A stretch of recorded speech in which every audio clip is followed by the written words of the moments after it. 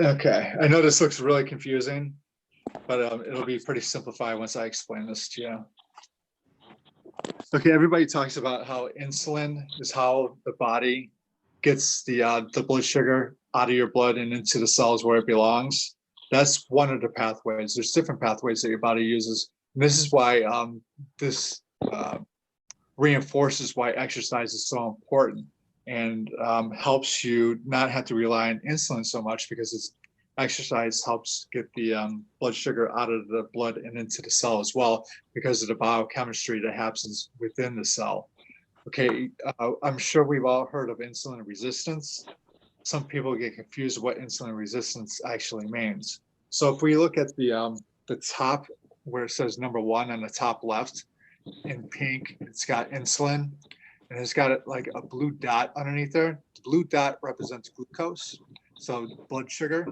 So outside the circle is all your blood. Inside the circle is a cell. So this, I'm kind of explaining what happens to blood sugar as it goes in the cell, what has to happen for the cell to accept the blood sugar. So in a person that does not have diabetes, the insulin brings the sugar, the glucose, to the cell. And in blue, you see those 2 arms in there. There's arms on top of the circle and there's arms inside the circle. So on top of the circle, these are called insulin receptors. So if you think of the rabbit ears when we were kids, the rabbit ears that we used to have on our TVs to get a reception, think of that like the antennas. So these are insulin antennas or receptors. And then inside, you also have insulin receptors. So once it gets into the cell, it allows it from the outside of the blood to go into the cell, and it releases from the insulin receptors inside the cell, and it goes through this biochemical reaction of IRS1, PI3K, AKT.